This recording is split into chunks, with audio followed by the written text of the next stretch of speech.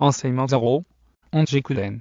En japonais sur le bouddhisme, leçon 39. Princesse Ozwa de Sagara, héroïne et égérie du Sutra du Lotus partie 1.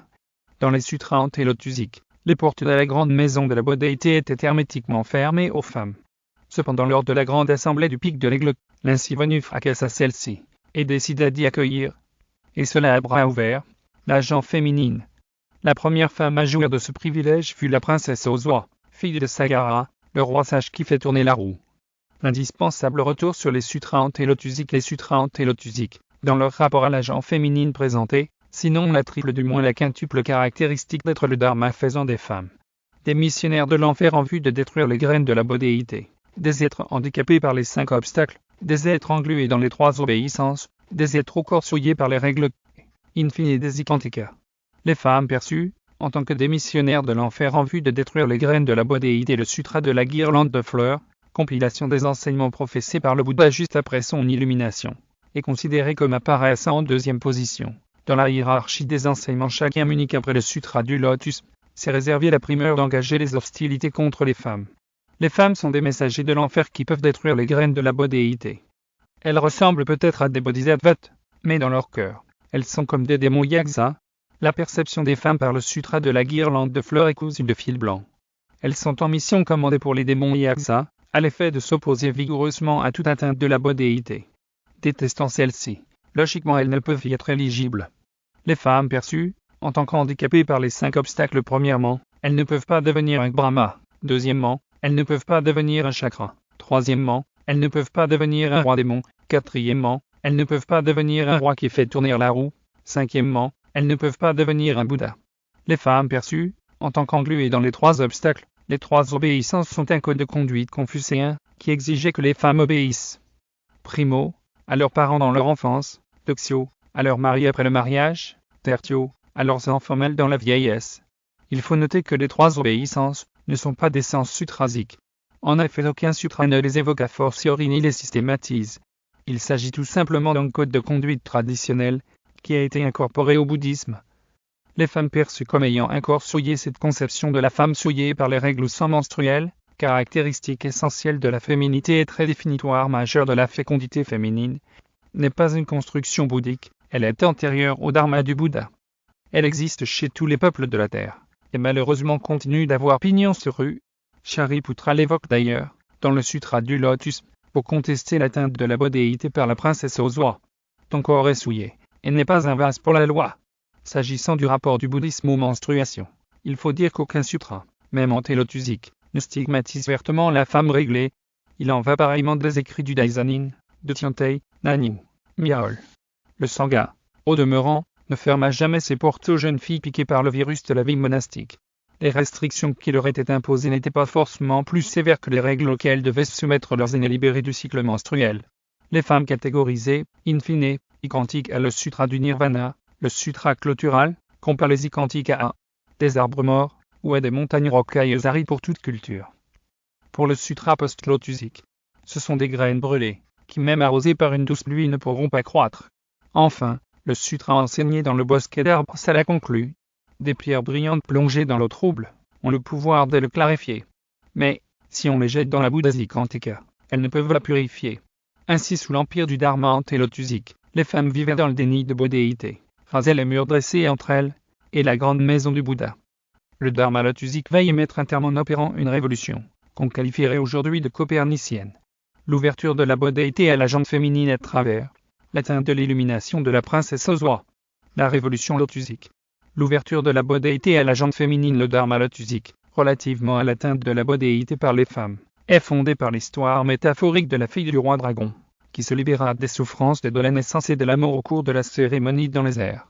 Cette fille, eh bien, j'ai décidé de l'humaniser, de l'anthropomorphiser, et de lui conférer le titre auquel elle a légitimement droit. Princesse Ozwa de Sagara. Avant que de retracer son parcours lotusique vers la bodhéité, je dois faire une mise au point en rapport avec la dite humanisation ou anthropomorphisation. Pourquoi dorénavant princesse Ozwa, et non plus la fille du roi dragon? Que signifie Ozwa? Qui est Ozwa? La réponse à ces interrogations ouvrira une meilleure compréhension de cette humanisation. La signification de Ozwa. Ozwa est un prénom féminin du pays Bété, une communauté ethnique basée essentiellement dans le centre-ouest de la Côte d'Ivoire. Ozwa étymologiquement vient de Oziwa, qui renvoie à celle qui est au-dessus de tous et de tout. Ozwa symbolise, par conséquent, la femme battante, la femme qui a jeté bas le masque de la résignation. La femme qui va en croisade contre l'esprit de système ravalant les femmes au rendez-vous Untermenschen, sous-homme, en allemand. La femme qui prend la ferme résolution de participer pleinement à son siècle. La femme qui a brisé le plafond de verre.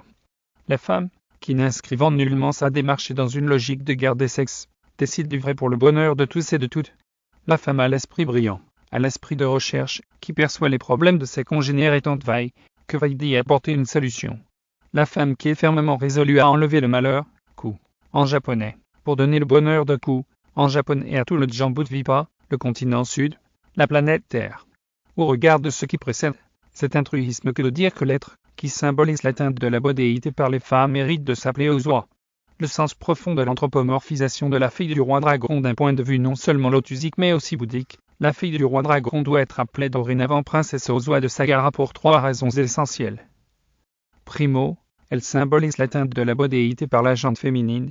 Secondo, elle vient d'une famille où le sutra du lotus s'est enseigné, sanctifié. Tertio, elle a vaincu la poussée d'Archimède dans sa quête du Graal bodhéique, autrement dit, la bodhéité.